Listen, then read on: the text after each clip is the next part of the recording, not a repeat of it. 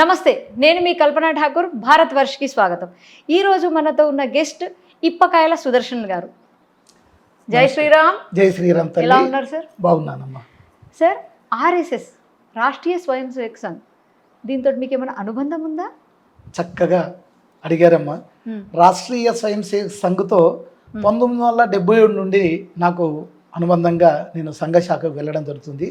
అప్పుడు నేను 10వ తరగతి చదువుతున్న ఆఫ్టర్ ఎమర్జెన్సీ తర్వాత 1977లో పునఃప్రారంభమైనటువంటి సంఘ శాఖల ద్వారా నేను సంఘ శాఖకు నిత్య శాఖకు వెళ్ళేవాడిని. అప్పటి నుండి ఇప్పటి వరకు కూడా నేను సంఘంలో ఏదో బాధ్యత తీసుకుంటూ బాధ్యతగా ఒక సంఘ స్వయం సేవకునిగా పనిచేస్తూనే ఉన్నాను. పెద్దల యొక్క మార్గదర్శనంలో వారి సూచనను పాటిస్తూ శాఖకు వెళ్తూ కార్యక్రమాలకు వెళ్తూ అనేక విషయాల్లో పాల్గొంటూ ముందుకెళ్తున్నాను. సార్, ఇప్పుడు రాష్ట్రీయ స్వయం సేవక్ సంఘ్ ఆర్ఎస్ఎస్, దీనికి చాలా అనుబంధ సంస్థలు ఉన్నాయని విన్నాను. మీకు ఏమైనా ఐడియా ఉందా సార్? అనుబంధ సంస్థలు ఎన్ని, అసలు అవి ఏమేమి ఉంటాయి? మా భారతవర్ష ఛానల్కి చెప్పగలుగుతారా? చెప్పగలుగుతామా. ఈ యొక్క రాష్ట్రీయ స్వయం సేవక సంఘ ద్వారా వివిధ క్షేత్రాలని చెప్పి వివిధ సంస్థలు ఉంటాయి. కానీ సంఘము దాంట్లో డైరెక్ట్గా ఎందులో పాల్గొనదు. అందులో ఉండేటువంటి వివిధ క్షేత్రాల్లో సంఘ శాఖకు వచ్చినటువంటి స్వయం సేవకులు ప్రేరణ పొంది, శాఖ ద్వారా ప్రేరణ పొంది, స్ఫూర్తి పొంది, పెద్దల ద్వారా పొందినటువంటి అనేక విషయాలను నేర్చుకున్నటువంటి అంశాల ద్వారా ఆ శాఖలో పొందినటువంటి అనుభూతితో వాళ్ళు వివిధ క్షేత్రాల్లో పనిచేయడానికి స్వయం సేవకులు ముందు వస్తారు. వాళ్ళ ద్వారా నిర్మితమైనటువంటి సంస్థలు ఏవైతే ఉన్నాయో అట్లా దేశం మొత్తం మీద వివిధ క్షేత్రాలుగా పిలువబడతాయి. సంఘము దానిలో డైరెక్ట్గా పాల్గొనదు. సంఘ స్వయం సేవకులను ప్రేరేపించడం ద్వారా, స్ఫూర్తినివ్వడం ద్వారా ఆ కార్యకర్తలు దేశ హితం కోసం, సమాజ హితం కోసం, హిందూ ధర్మం కోసము పనిచేస్తూ వివిధ సంస్థలు పనిచేస్తారు. అట్లా ఈ వివిధ క్షేత్రాలుగా పిలువబడేటువంటి సంస్థలు దాదాపు 40 పై చిలుకు ఉన్నాయమ్మా. 40 పై చిలుకు ఉన్నాయి. అందులో ఇప్పుడు విద్యా భారత్ ఉంది, ఆరోగ్య భారత్ ఉంది, సంస్కార భారత్ ఉంది, క్రీడా భారత్ ఉంది, సేవా భారత్ ఉంది, గ్రామ భారతి ఉంది, విశ్వ హిందూ పరిషత్ అని, భారతీయ జనతా పార్టీ అని, వనవాసి కళ్యాణ క్షేత్రం అని, అఖిల భారతీయ విద్యార్థి పరిషత్ అని, అఖిల భారతీయ శైక్షిక మహాసంఘ్ అని, అట్లా అనేక సంస్థలు ఈ యొక్క సంఘ ప్రేరేపణ ద్వారా స్వయం సేవకుల ద్వారా నడపబడుతున్నటువంటి సంస్థలు దేశం మొత్తం మీద ఉన్నాయమ్మా. అండ్ ఇందులో కొన్ని, ఇప్పుడు ఇన్ని పేర్లు చెప్పారు కదా, ఇందులో కొన్నిటి గురించి మాకేమైనా వివరించగలుగుతారా? చక్కగా వివరిస్తానమ్మా. సంఘము ప్రారంభమయ్యి నేడు ఈ విజయదశమికి 2025 విజయదశమికి 100 సంవత్సరాలు కాబోతుంది. 1925లో డాక్టర్ కేశవరావు బలిరామ్ పంత్ ఎడ్గే వారు పూర్వీకులు మన నిజామాబాద్ జిల్లా కందగుర్తి గ్రామం వారు బ్రతకడానికి నాగపూర్కి వెళ్ళిన తర్వాత ఆనాడు దేశంలో జరుగుతున్నటువంటి కాంగ్రెస్ ఉద్యమాలు, దేశ స్వాతంత్రం కోసం పడుతున్నటువంటి అనేక విషయాల్లో దేశము ఎందుకు ఈ బానిసత్వం వచ్చింది, ఎందుకు ఈ విధంగా వెనుకబడిగా పోయి ఇంతమంది 34-40 కోట్ల జనాభా ఉన్నటువంటి దేశం, ఫ్రెంచి వారు, డచ్చి వారు, పోర్చుగీస్ వారు, ఆంగ్లేయులు వ్యాపారం అనే దానితో వచ్చి ఇక్కడికి వచ్చి ఈ యొక్క దేశాన్ని కబలించి 200 సంవత్సరాలు పరిపాలించారే, దీనికి గల కారణం ఏంటి, దీనికి మూలం ఏంటి, ఎక్కడ ఉంది ఈ యొక్క పొరపాటు అని చెప్పి మన డాక్టర్ కేశవరావు బలిరామ్ పంత్ ఎడ్గే వారు ఉద్యమాలలో పాల్గొంటూ, కాంగ్రెస్ పార్టీలో పాల్గొంటూ, స్వాతంత్ర ఉద్యమంలో పాల్గొంటూ దీనికి మందును కనిపెట్టాలని చెప్పి అనుకొని ఇక్కడ హిందువులలో ఐక్యత లోపించడం, హిందూ సంఘటన లేకపోవడం వలన, కులాల వారిగా వర్గాల వారిగా విడిపోవడం వలన ఈ దేశం బానిసత వంశంలోనికి వెళ్ళిపోయింది. కాబట్టి వీళ్ళను జాగృతపరచాలనే ఉద్దేశంతో ఆనాడు నాగపూర్లో ఒక 5 బాల స్వయం సేవకులతో బాలురతో స్వయం సేవకులతో శాఖ ఐదుగురితో ప్రారంభించాడు 1925లో. ఆనాడు వారు చేస్తున్నటువంటి పనిని చూసి చాలామంది హేళన చేశారు. ఏంటి, ఈయన చదువుకున్నది డాక్టరు, మరి వైద్య వృత్తి చదువుకొని సమాజంలో అనారోగ్యాలుగా వచ్చిన వాళ్ళందరికీ సేవ చేయాలనుకుంటే ఈయన ఏం చేస్తున్నాడు, పిల్లలతో ఆటలాడు పాటలు వాడు అని అనుకున్నారు. కానీ వారి యొక్క లక్ష్యం ఎవరు ఎన్ని రకాలుగా మాటల ద్వారా అనేక రకాలుగా తను బాధ పెట్టినా ఏనాడు కలత చెందకుండా దృఢదీక్షతో ఒక సంకల్పం మధ్యలో మెదిలింది కాబట్టి దాన్ని అలా తీసుకుంటూ వెళ్తే ఆనాటి నుండి ఈనాటి వరకు దినదినాభివృద్ధి చెందుతూ ఇంతింతై వట్టుడింతై అన్నట్టు ఇలా ప్రపంచంలో అగ్రగామిని సంస్థగా ఇన్ని సంవత్సరాలుగా ఇంత ఉదాత్తమైనటువంటి ఓ సంఘ పద్ధతి తీసుకుపోతున్నటువంటి సంస్థ ప్రపంచంలో ఎక్కడ లేదు, కేవలం రాష్ట్రీయ స్వయం సేవక సంఘే. ఆ మాదిరిగా ప్రారంభించబడినటువంటిది సంఘం. ఓకే, తర్వాత ఇంకా వేరే అనుబంధ సంస్థ ఇందాక మీరు చెప్పారు. అయితే ఆ సంఘ సిద్ధాంతానికి ప్రేరేపితులైనటువంటి స్వయం సేవకులుగా ఉదాహరణకు విద్యాభారత్ తీసుకున్నాం. దీన్ని 1955లో విద్యాభారతిని గోరఖ్పూర్లో ప్రారంభించడం జరిగింది. మొట్టమొదటి శిశు మందిర్. ఏంటి అంటే రాబోయే తరాన్ని ఈ జాతికి సంబంధించిన బాలబాలికల్లో చక్కటి విద్యను అభ్యసించాలి, వారికి మన చరిత్ర యొక్క, మన పూర్వీకుల యొక్క, మన సనాతన ధర్మం యొక్క, హిందుత్వం యొక్క అనేక అంశాలను వాళ్ళలో చిన్నప్పటి నుండే బీజాలు వేయాలి. మొక్క ఈ వ్రంగనిది రానాయి వంగున అన్నట్టు మొక్కగా ఉన్నప్పుడే వాళ్ళకు చక్కటి సంస్కారాన్ని అందించాలనే ఉద్దేశంతో విద్యాభారతిని ఏర్పాటు చేయడం జరిగింది. ఇప్పుడు దాదాపు 13,000 పాఠశాలలు, దేశం మొత్తం మీద కూడా 13,000 పాఠశాలలు, దాదాపు 40 నుంచి 50 లక్షల మంది విద్యార్థులు ఈ యొక్క సంఘ సంస్కారం ద్వారా, హిందుత్వం ద్వారా, హిందూ ధర్మం గురించి, సనాతన ధర్మం గురించి ఆ పాఠశాలలో నేర్చుకుని అనేక మంది బయటకు రావడం జరుగుతుంది. దాంతోపాటు దాదాపు 11,000 బాల సంస్కారాల కేంద్రాలు. బాలుడు ఉన్నారు, పాఠశాలకు వెళ్ళడం లేదు, వాళ్ళకు కూడా సంస్కారాన్ని ఇచ్చినట్టయితే ఈ భారతదేశం యొక్క సాంప్రదాయాలు వాళ్ళకు ఒంటిపడతాయి, వాళ్ళు భవిష్యత్తులో మంచి విద్యార్థులుగా తయారవుతారు. ఒక విషయం, బాల సంస్కార కేంద్రం అంటే ఇది బడికి పాఠశాలకు వెళ్ళని వాళ్ళ కోసమా? కరెక్ట్ ప్రశ్న అమ్మ. బడికి పోయే వాళ్ళకు శిశు మందిరాలు ఉంటాయి. ఎవరైతే కొన్ని క్షేత్రాలలో ఉన్నటువంటి విద్యార్థులు బడికి వెళ్లకుండా ఆర్థికంగా అనారోగ్యంగా ఉన్నటువంటి వాళ్ళందరినీ ఒక దగ్గరకు చేకూర్చి, స్లమ్ చదువుకోని పిల్లలు, బీద వాళ్ళు ఆర్థికంగా వెనుకబడి బడికి పోలేనటువంటి వాళ్ళు ఎవరైతే వాళ్ళకు ఈ బాల సంస్కార కేంద్రాల ద్వారా భగవద్గీత కానీ, తర్వాత రామాయణం కానీ, భారతం కానీ, ఉపనిషత్తు సంబంధించిన కొన్ని చిన్న చిన్న శ్లోకాలు, దాని అర్థాలు, చిన్న చిన్న కథల ద్వారా వాళ్ళలో ఒక మనో వికాసాన్ని చెందించడానికి, మనోల్లాసాన్ని కలిగించడానికి ఆ మాదిరిగా చేయడం జరిగింది. అట్లా విద్యాభారతి.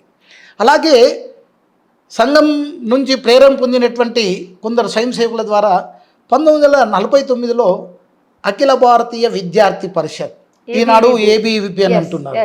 అంటే విద్యార్థులు చదువుకుంటున్నారు, వాళ్ళు 10th క్లాస్ అయిపోయి ఇంటర్మీడియట్, డిగ్రీ, పీజీలు కాలేజీలలో చేస్తున్నప్పుడు వాళ్ళ యొక్క ఆలోచన విధానంలో కూడా హిందుత్వం గురించి, సనాతన ధర్మం గురించి, భారతదేశ చరిత్ర గురించి, ఈ గతంలో ఏం జరిగింది, ఏం జరుగుతుంది, ఏం జరగబోతుంది, భవిష్యత్తును ఎలా నిర్మాణం చేసుకోవాలి, భారతదేశాన్ని శక్తివంతంగా తీసుకోవాలి అనుకునేటువంటి విధానంలో ఆ విద్యార్థుల్లో కూడా కల్పన కలిగించాలి. బాలబాలికలకు అందరకు, మహిళలకు కానివ్వండి, పురుషులకు కానివ్వండి, వాళ్ళకు చక్కటి అవకాశాన్ని కలిగించాలని చెప్పి ఇవాళ దేశం మొత్తం మీద కూడా మన అఖిల భారతీయ విద్యార్థి పరిషత్ ఏబీవీపీ పనిచేస్తూ ఆ కోణలో దాన్ని చూస్తున్నదండి. ఓకే, ఇంకా ఏమున్నాయి? ఇంకా ఇది విద్యకు సంబంధించిన విషయంలో ఇప్పుడు శిశు మందిరాలు విద్యకు సంబంధించింది. తర్వాత విద్యార్థులు ఒక స్థాయికి వచ్చినాక ఏబీవీపీ, ఆ తర్వాత అఖిల భారతీయ శైక్షిక్ మహాసంఘాన్ని ఉందమ్మా. ఇది విద్య కోసం ఉపాధ్యాయుడు, ఉపాధ్యాయుడు కోసం విద్యా సంస్థలు. ఓకే, అంటే ఉపాధ్యాయుడు కోసం విద్య, ఉపాధ్యాయుడు విద్య కోసం ఉపాధ్యాయుడు, ఉపాధ్యాయుడు కోసం విద్యా సంస్థలు. ఇట్లా అఖిల భారతీయ శైక్షిక మహాసంఘాన్ని ఏర్పాటు చేయడం జరిగి ఇవాళ దేశం మొత్తం మీద కూడా ఆయా రాష్ట్రాల్లో ఉన్నటువంటి ఆర్గనైజేషన్ ఏవైతే ఉన్నాయో ఉపాధ్యాయ సంఘాలు ఈ అఖిల భారతీయ రాష్ట్రీయ శైక్షిక మహాసంఘానికి అనుబంధంగా ఉంటూ విద్యాభివృద్ధిలో వారి వారి పాత్రను పోషిస్తూ మన భారతదేశం గురించి అనేక విషయాలు, పూర్వీకుల యొక్క, మన సనాతన ధర్మం గురించి అనేక అంశాలను జోడించుకుంటూ పాఠ్య ప్రణాళికలకు అనుగుణంగా దాన్ని తెలియజేయడం జరుగుతుంది. అట్లా మన ఆంధ్రప్రదేశ్ 2 రాష్ట్రాలుగా కలిసి ఉన్నప్పుడు ఆంధ్రప్రదేశ్ ఉపాధ్యాయ సంఘంగా ఉండింది. ఆ తర్వాత రాష్ట్రం విడిపోయిన తర్వాత ఇప్పుడు తెలంగాణ ప్రాంత ఉపాధ్యాయ సంఘంగా ఉండింది. నేను ఆంధ్రప్రదేశ్ ఉపాధ్యాయ సంఘంగా ఉన్నప్పుడు అధ్యక్షుడిగా, జిల్లా అధ్యక్షుడిగా 4 సంవత్సరాలు, తెలంగాణ ప్రాంత ఉపాధ్యాయుడిగా ఉన్నప్పుడు 2 సంవత్సరాలు అధ్యక్షుడిగా, తర్వాత రాష్ట్ర ఉపాధ్యక్షుడిగా, ఇట్లా 11 సంవత్సరాలు ఉపాధ్యాయ సంఘానికి సేవలు అందిస్తూ ఉపాధ్యాయ సమస్యలను తర్వాత విద్యార్థుల సమస్యలను, తర్వాత పాఠ్య ప్రణాళికలో విద్యార్థులకు ఎటువంటి అంశాలు ఉండాలి. నేను సాంఘిక శాస్త్ర ఉపాధ్యాయునండి. అలాంటప్పుడు చరిత్రలో మొఘలాయుల గురించి, ఆంగ్లేయుల గురించి, ఫ్రెంచి వాళ్ళ గురించి చెప్తుండేవారు. కానీ మన దేశం కోసం, మన ధర్మం కోసం మరి దాదాపు 1857 నుండి 90 సంవత్సరాలు నిర్విరామంగా పోరాటం చేసి స్వాతంత్రం కోసం అమరులైనటువంటి అనేక మంది చరిత్రకారులు ఉన్నారు. ముఖ్యంగా వీర సావర్కర్, నేతాజీ, ఇట్లా అనేక మంది ఉన్నారు. సుఖరాం, బల్దేవ్, భగత్ సింగ్, ఇట్లా అనేక మంది వీరపురుషులు ఉన్నారు. వాళ్ళ చరిత్ర మన పాఠ్యపుస్తకాలలో ఎక్కడ కూడా లేకపోతే పాఠ్యపుస్తకాల్లో చొప్పించాలని చెప్పి ఒక ఉపాధ్యాయ సంఘ నాయకుడిగా అనేక సార్లు రాష్ట్ర ప్రణాళిక వాళ్ళు ఎవరైతే చేస్తారో వాళ్లకు నేను తెలియజేయడం జరిగింది. వాళ్ళు సమావేశాలు ఏర్పాటు చేసినప్పుడు వాళ్ళకు చక్కగా నేను సూచన కూడా చేయడం జరిగింది. అట్లా ఉపాధ్యాయులకు సంబంధించి. ఇక భారతదేశంలో ఉన్నటువంటి ప్రజానీకం అంతా కూడా ఆరోగ్యంగా, ఆనందదాయకంగా ఉండాలంటే మరి భారతీయ కిసాన్ సంఘ్ భారతీయ కిసాన్ సంఘ్ అంటే రైతులకు సంబంధించి, రైతులు ఎవరైతే ఉన్నారో వాళ్ళు ఈ దేశానికి వెన్నెముక. వాళ్ళు పండిస్తేనే మనం ఆరోగ్యంగా ఉండగలుగుతాం, చక్కగా శక్తివంతులం కూడా అవుతాం. మరి వాళ్ళు పండించినటువంటి పంటలు ఏవైతే ఉన్నాయో పంటలకు తగిన గిట్టుబాటు ధర, కష్టము నష్టము ప్రకృతి విలయతాండం వల్ల అనేక నష్టాలు జరుగుతున్నప్పుడు వారికి కూడా ఆదుకోవాలి, వారికి గిట్టుబాటు ధర ఇవ్వాలని చెప్పి 1955 ఆ ప్రాంతంలో మన దత్తోపంత్ టెంగ్డే అనే గారు జ్యేష్ఠ కార్యకర్త, ప్రచారకులు, వారు ఆ సంస్థను భారతీయ కిసాన్ సంఘ్ అని చెప్పి ఏర్పాటు చేయడం జరిగింది. ఆ మాదిరిగా రైతులకు సంబంధించిన విషయంలో కూడా సంఘ పరివారంగా ఈ వివిధ క్షేత్రాల్లో ఈ సంస్థ ఆ సంఘ శాఖ ద్వారా ప్రేరణ పొందినటువంటి స్వయం సేవకులు దానికి ఒక కమిటీ ఉంది. ప్రతి సంస్థకు కూడా ఒక కమిటీ వాళ్ళ యొక్క నిర్ణయాలకు ఉండి సంఘం కేవలం సూచన మాత్రమే చేస్తూ ఏం జరుగుతుంది, ఎలా జరుగుతుంది, వారికి ఏదైనా కావాలంటే మాట ద్వారా, ఉపన్యాసం ద్వారా, ప్రణాళిక ద్వారా వారికి కొద్దిగా సూచన మాత్రమే చేస్తుంది. ఇది భారతీయ కిసాన్ సంఘ్.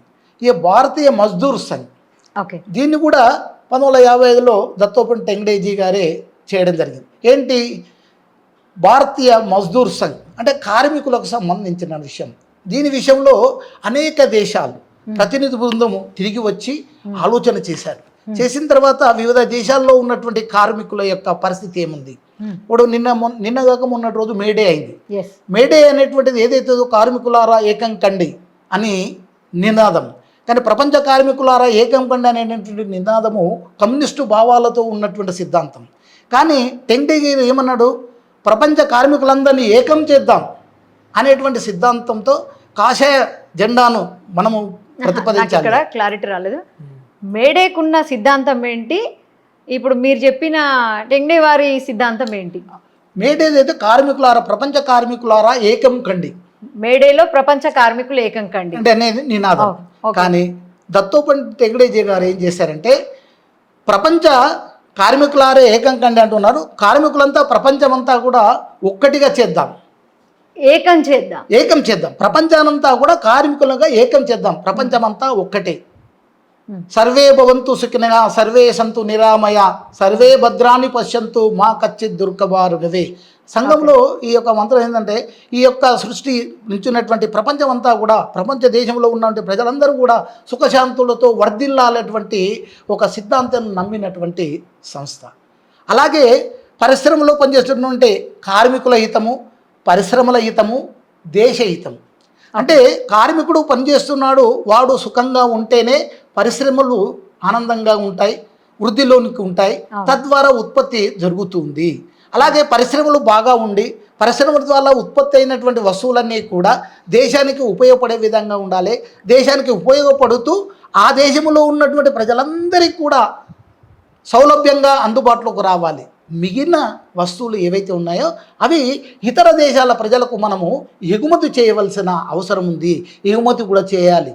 ఏ దేశమైతే ఇతర దేశాల నుండి దిగుమతి తక్కువ చేసుకొని తమ దేశాల ద్వారా ఉత్పత్తి అయినటువంటి అనేక రకాల మానవ అవసరాలైనటువంటి వస్తువులన్నిటి కూడా ఇతర దేశాలకు ఎగుమతి చేస్తే తద్వారా ఆర్థిక లాభము, ఆర్థికంగా మనం బలోపేతం అవుతాం. ఆ ఉద్దేశంతో ఆ యొక్క సంస్థను కూడా ఏర్పాటు చేసి ఆ రంగంలో కూడా మన సంఘ ప్రేరిత ద్వారా స్వయం సేవకులు ఆ యొక్క కార్యక్రమాన్ని ఏర్పాటు చేస్తున్నారు. మహిళల గురించి కూడా ఏదైనా ప్రత్యేకంగా ఉందా? రాష్ట్ర సేవికా సమితి అని కూడా ఉందమ్మా మహిళలకు దాని సంబంధించి. యాక్టివిటీస్ ఏంటి? వాళ్ళలో కూడా శారీరకంగా, మానసికంగా దేశభక్తి, దైవభక్తి, ఆధ్యాత్మిక చింతనతో పాటు మన కుటుంబంలో ఎలా ఉండాలి, ఏ విధంగా కుటుంబాన్ని మనం పెంచి పోషిస్తూ మన కుటుంబము ఆదర్శంగా ఉంటే దేశం కూడా బాగుంటుంది. మన యొక్క దేశము మనకు ఆనందంగా ఉండడానికి కుటుంబం యొక్క పరిస్థితులే. కానీ ఇవాళ ఉమ్మడి కుటుంబాలు లేక చిన్న చిన్న కుటుంబాలపై కొంత ఇబ్బందికరంగా ఉన్నది. కానీ ఉమ్మడి కుటుంబం ఉన్నప్పుడు అనేక కష్టాలు నష్టాలు ఏది వచ్చినా ధైర్యంగా ఎదుర్కొని అంతా ఒకటే అనేటువంటి విధానంగా ఉండేది. వాళ్ళు కూడా శక్తివంతులు కావడాలి. మహిళలే గృహిణీలే వాళ్ళు చదువుకుంటే చాలా మంచి స్థితికి రావడానికి కారణమవుతుంది. ఆ కుటుంబం బాగుంటుంది. ఆ ఇంట్లో ఉన్నటువంటి బాలుడు కానీ బాలికలే కానీ వచ్చిపోయే బంధువులతో కూడా ఒక మంచి మర్యాద, ఓ సంస్కృతి, సంస్కారము, సాంప్రదాయము, అలవాట్లు, ఆచార వివరాలు ఇవన్నీ కూడా ఒక మంచి పద్ధతిని కొనసాగించడానికి మహిళలే కారణం. కాబట్టి వాళ్ళకు సంబంధించిన విషయంలో రాష్ట్ర మహిళా సేవికా సమితి అని చెప్పి మన రాష్ట్రంలో వాళ్ళది కూడా ఆ సంస్థ ద్వారా కూడా నడపబడుతుంది. ఇప్పుడు బాల సంస్కార కేంద్రం లాగా ఈ మహిళలకు కూడా మాతృ మండలి ఏదో మాతృ మండలి కూడా ఉంటుంది. భజనల ద్వారా వాళ్ళకు కొంత అవగాహన కలిగించడం, ఈ సేవికా సమితి ద్వారా కొద్దిగా బాలికలు ఎవరైతే ఉన్నారో 18-20 సంవత్సరాల వయసు కలిగిన వాళ్ళకు శారీరకంగా, మానసికంగా వాళ్ళను శక్తివంతంగా తయారు చేసేటువంటి విధానంగా వాళ్ళ కర్ర సాము కానీ కొన్ని నైపుణ్య విద్యలు కూడా నేర్పడం కూడా జరుగుతుంది. ఆ విధంగా ఉన్నటువంటి స్త్రీ అంటే శక్తి స్వరూపిణి. వాళ్ళు కూడా శక్తి స్వరూపులే కావాలి. ఒకరిపైన ఆధారపడకుండా ఉండాలి. అన్ని రంగాల్లో వాళ్ళు కూడా ఈ రోజున రాటు తేలి ముందుకు వెళ్తున్నారు, వెళ్ళాలి కూడా. అది మన సాంప్రదాయం. అంటే తన ఆత్మరక్షణకు కావలసిన విద్యలు కూడా వాళ్ళు నేర్చుకుంటారు ఆత్మరక్షణ. ఓకే. అట్లా ఇక రాజకీయ రంగంలో చూసినట్టయితే ఇవాళ దేశం మొత్తం మీద భారతీయ జనతా పార్టీ ఇది 1951లో శ్యామ్ ప్రసాద్ ముఖర్జీ జనసంఘ్ అని చెప్పి స్థాపించాడమ్మా. ఆ మాదిరిగా జనసంఘము నడుస్తూ పోయింది. 1977లో ఎమర్జెన్సీ తర్వాత జనతా పార్టీ అధికారంలోకి వచ్చిన తర్వాత జనతా పార్టీలో ఈ యొక్క జనసంఘ్ విలీనమైంది. అప్పుడు లాల్ కృష్ణ అద్వానీ గారు, అటల్ బిహారీ వాజ్పేయి గారు వాళ్ళందరూ అందులో ఉన్నారు. ఆ తర్వాత 2.5 సంవత్సరాలకు ఆ యొక్క జనతా పార్టీ విచ్ఛిన్నం కావడం వలన 1980లో భారతీయ జనతా పార్టీగా నేటికి 45 సంవత్సరాలు కాబోతున్నటువంటి తరుణంలో దినదినాభివృద్ధి చెందుతూ ఇవాళ దేశానికి ప్రధానమంత్రిగా మన భాగ్యం, సౌభాగ్యం నరేంద్ర మోడీ గారు మనకు దొరకడం మన భారత ప్రజల యొక్క మంచి అని కోరుకోవచ్చు, దైవంగా భావించుకోవచ్చు. అట్లా ఆ మాదిరిగా ఇది చేయడం జరిగింది. ఇక ఆధ్యాత్మిక రంగంలో చూసినట్టయితే మనకు పోయిన సంవత్సరం జనవరి 22, 2024 సంవత్సరంలో బాలరామ విగ్రహ ప్రతిష్టాపన అయోధ్యలో జరిగింది.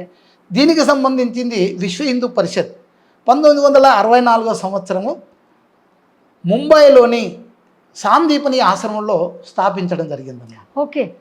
దానికి ద్వితీయ సరసంఘ చాలక్, రాష్ట్రీయ స్వయం సేవక్ సంఘ్ ద్వితీయ సరసంఘ చాలక్ మాధవరావు సదాశివరావు గోల్వల్కర్జీ, వీరిని దేశమంతా కూడా ఈనాడు కూడా గురూజీ అని చెప్పి పిలుస్తారు.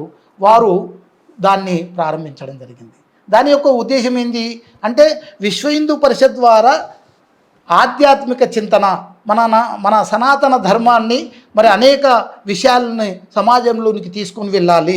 మన సమాజంలో అనేక మంది స్వామీజీలు ఉన్నారు, మఠాధిపతులు ఉన్నారు, పీఠాధిపతులు ఉన్నారు. వాళ్ళందరినీ కూడా ఏకత్రీకరణ చేస్తూ ఏకం చేస్తూ వాళ్ళతో సంఘటితంగా అనేక అంశాలను చర్చిస్తూ మన యొక్క పూర్వీకుల యొక్క సనాతన ధర్మాన్ని తెలియజేస్తూ ముందుకెళ్ళాలనేటువంటి ఉద్దేశంతో దాన్ని స్థాపించడం జరిగింది. అందులో దుర్గావాహిని, బజరంగ్ దళ్ అని చెప్పి విశ్వ హిందూ పరిషత్లో అంతర్భాగంగా 2 సంస్థలు కూడా అందులో నుండి పనిచేయడం జరుగుతుంది. ఈ యొక్క విశ్వ హిందూ పరిషత్ ద్వారానే అనేక మంది పీఠాధిపతులు, స్వామీజీలు ఒక సంఘటితంగా మారి అయోధ్యలో రామ మందిరం నిర్మాణం చేయాలి అని ఒక తీర్మానం చేసి యావత్ భారతదేశం అంతా కూడా ప్రకటన చేసి దాన్ని ప్రక్షాళన చేయడానికి ముందుకు వచ్చి ఆ మాదిరిగా చేయడం వలన ఇవాళ పోయిన సంవత్సరము జనవరి 22, 2024 సంవత్సరంలో అయోధ్య రామ మందిర నిర్మాణం జరిగింది. ప్రపంచవ్యాప్తంగా ఏం జరుగుతుందో, ఎలా జరుగుతుందో, ఎట్లవుతుందో అనుకున్నటువంటి సందర్భంలో ఎటువంటి ఏమి ఇబ్బందులు కష్టాలు నష్టాలు జరగకుండా ఆనందోత్సవాలతో ఆ బాలరామ విగ్రహాన్ని అయోధ్యలో స్థాపించడం జరిగింది. మన పూర్వీకులు మన చరిత్ర ఆధారం అయితే ఏదైతే చెప్తుందో అయోధ్యలో రాముడు నివాసము పట్టాభిషేకము అనుకున్నటువంటి దగ్గర మందిర నిర్మాణం జరిగింది. ఇవాళ ప్రపంచ దేశాలన్నీ కూడా అక్కడికి రావడం దర్శించుకోవడం మన పూర్వీకుల యొక్క మన సంఘం యొక్క ప్రతిఫలంగా మనం భావించవచ్చు. ఇప్పుడు స్కూల్ విషయానికి వస్తే శిశు మందిర్లో యాక్టివిటీస్ ఏముంటాయి? శిశు మందిర్లో నీ పాఠ్య ప్రణాళికతో పాటు వారికి కావలసిన సంస్కారాలన్నీ కూడా అందించడం జరుగుతుంది. ఓకే.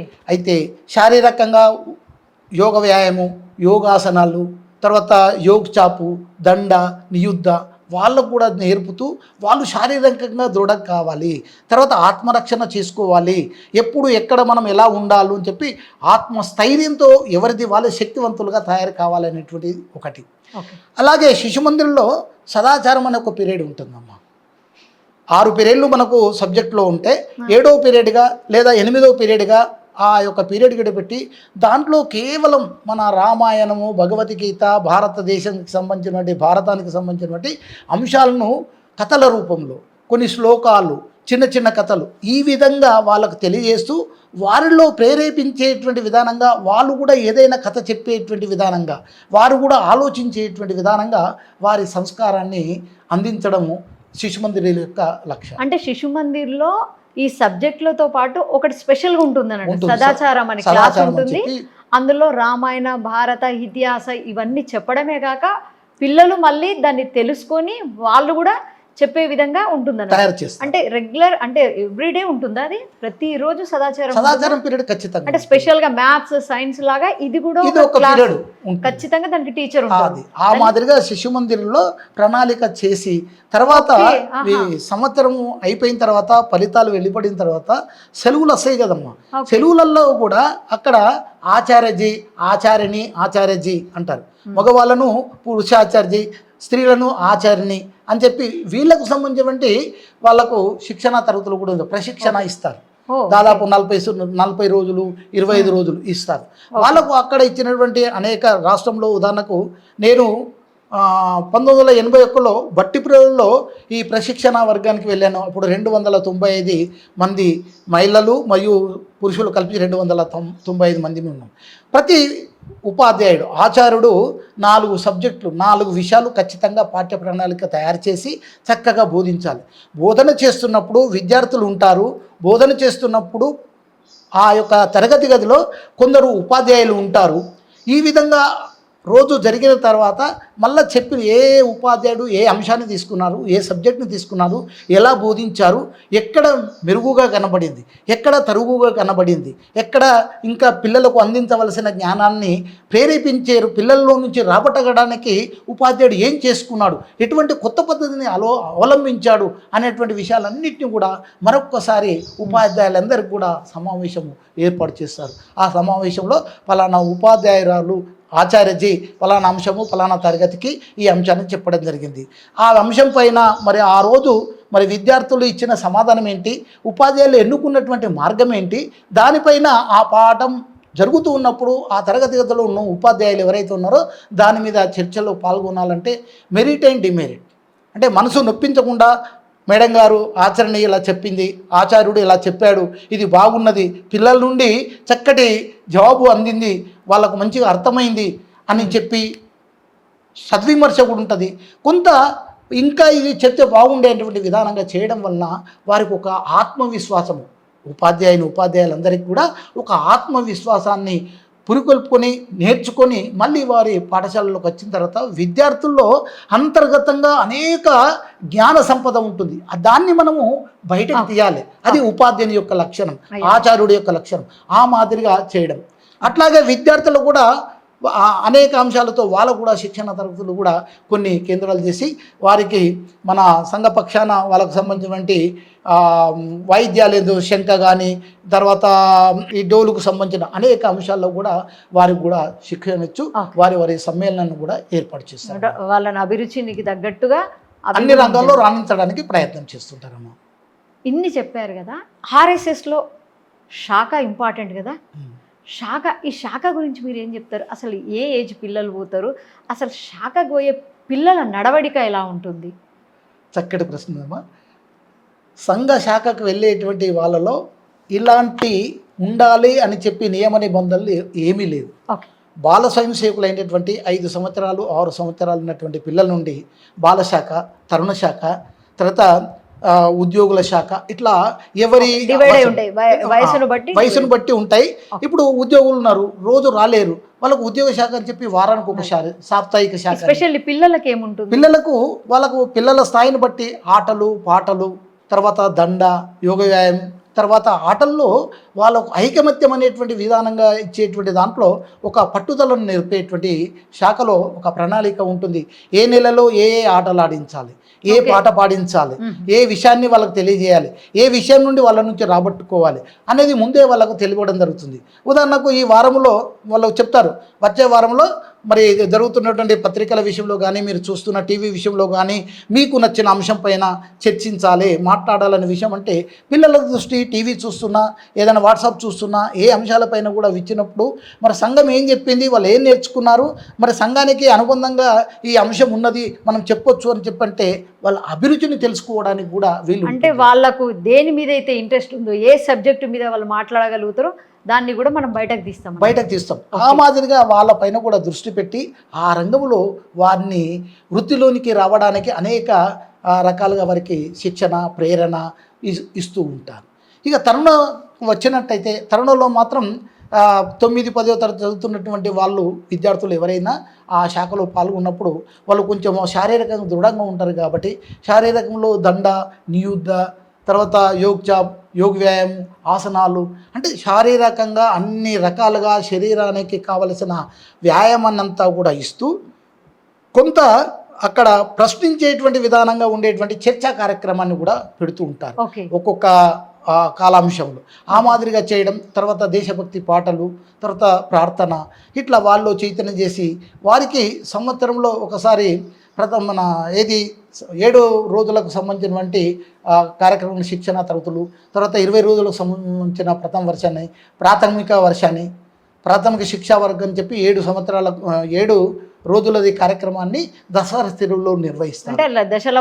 దశల వారీగా ఆ కార్యక్రమాన్ని ప్రాథమిక శిక్షా వర్గ అయినటువంటి వాళ్ళకు ప్రథమ వర్షకు వెళ్ళడానికి, ప్రథమ వర్ష భాగ్యనగరంలో కానీ మన రాష్ట్రంలో అక్కడక్కడ ప్రాంతాల్లో పెడతారు. ప్రథమ వర్ష, ద్వితీయ వర్ష, తృతీయ వర్షంలో మాత్రం నాగపూర్లో మాత్రమే చేయడం జరుగుతుంది. ఈ విధంగా అంచెలంచెలుగా వారు చైతన్యవంతుడు కావడం వలన, అనేక సమావేశాలు నిర్వహించడం వలన ఆ యొక్క సంఘ శాఖలో ప్రేరేపితులైనటువంటి స్వయం సేవకులు తమ జీవితం ఏంది, మనిషిగా పుట్టినందుకు నేనేం చేయాలి, ఎందుకోసం వచ్చాను, నాకు కేవలం ఇక ఐక భోగాలని అనుకునేటువంటిది కాకుండా దేశం కోసం ఆలోచిస్తూ దేశం కోసం నేను ఏమైనా త్యాగం చేయాలి, నా జీవితాన్ని అర్పణ చేయాలి, సమర్పణ చేయాలి అనేటువంటి భావన కూడా కలగడం వలన అట్లా ఆ మార్దిగా స్ఫూర్తి పొందినటువంటి వాళ్ళు సన్యాసిగా, అంటే జీవితాన్ని త్యాగం చేసి కేవలం బ్రహ్మచారులుగా, ప్రచారకులుగా రాష్ట్రీయ స్వయం సేవక సంఘంలో అనేక మంది, వేల మంది, అనేక రాష్ట్రాల్లో అనేక వేల మంది ప్రచారకులు రావడం, వారికి సంఘ సూచన ప్రకారంగా ఏ రంగంలో ఇస్తే ఆ రంగంలో సంఘ సిద్ధాంతానికి అనుగుణంగా చక్కటి ప్రణాళికాబద్ధంగా ప్రచారం గావిస్తూ వాళ్ళు సేవలు చేస్తూ ఉంటున్నారు. రాష్ట్రీయ స్వయం సేవక్ సంఘ్, దానికి సంబంధించి అనుబంధ సంస్థల గురించి, శాఖ గురించి చాలా చక్కగా చెప్పారు. ధన్యవాదాలు సార్. నమస్కారం. జై శ్రీరామ్. జై శ్రీరామ్.